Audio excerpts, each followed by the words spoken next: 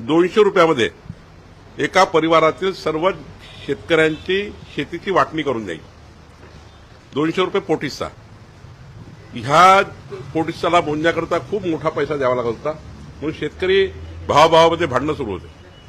आता पोटहिस्सा मोजता येईल आणि लगेचच आता आपण ₹500 संपूर्ण वाटणी जी शेतकऱ्यांची राहतील, परिवाराची वाटणी म्हणजे भाऊ बहीण आई वडील यांना एखादी प्रॉपर्टी वाटायची असेल, शेती वाटायची असेल तर ₹500 मध्ये आम्ही त्याची रजिस्ट्री करून देऊ।